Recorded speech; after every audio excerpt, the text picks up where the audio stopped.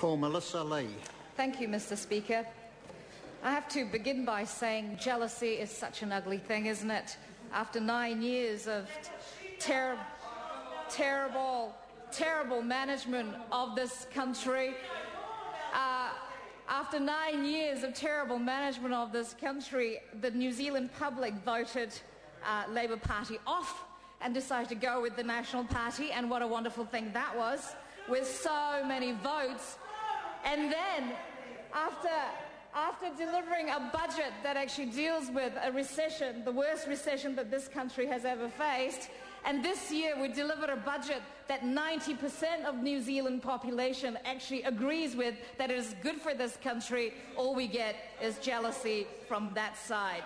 Mr. Speaker, it's a pleasure to rise to speak to this Commerce Commission International Cooperation and Fees Bill on its first reading, and I will take a short time to take a short call. Economic growth, as a lot of speakers have actually said before me, is what New Zealand should be focused on.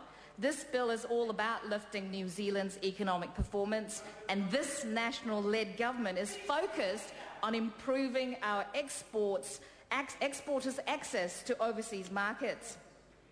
Only by lifting our economic performance can we actually create much-needed jobs in this country, boost incomes and improve living standards for all Kiwi families.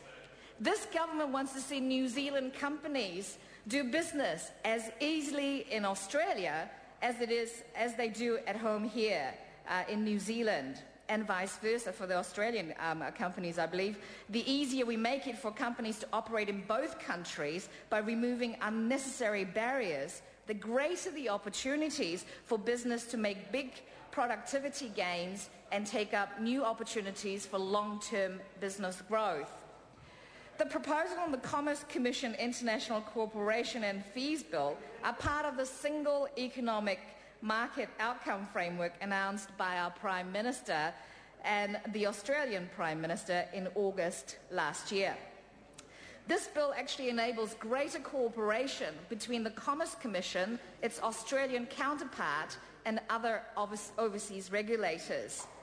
Those who will actually indirectly benefit from this cooperation by regulators are us, the consumers, and businesses in New Zealand harmed by anti-competitive behaviour or unfair trading by overseas-based parties. Stronger cooperation will increase the likelihood of detecting and successfully penalising overseas-based parties that contravene the acts.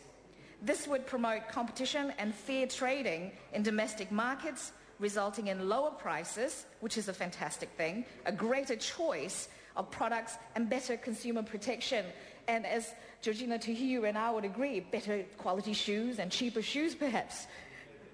Prime Minister John Key and Kevin Rudd have provided a stronger new political push to the vision of a single economic market, and we now have a Trans-Tasman Outcomes Implementation Group co-chaired by senior officials in the Australian Treasury and our Ministry of Economic Development.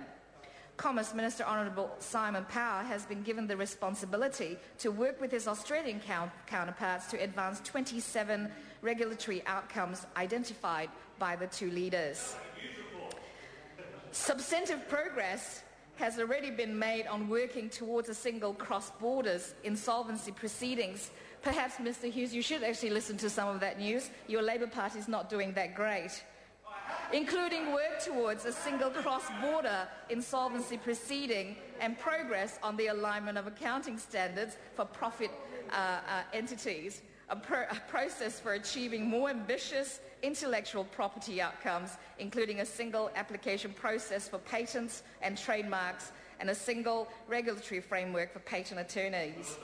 A bill that deals to cartel behaviour, anti-competitive behaviour to assist our exporters is definitely a step forward, and Darren Hughes, you should actually take a lesson from this. I commend this bill to the House.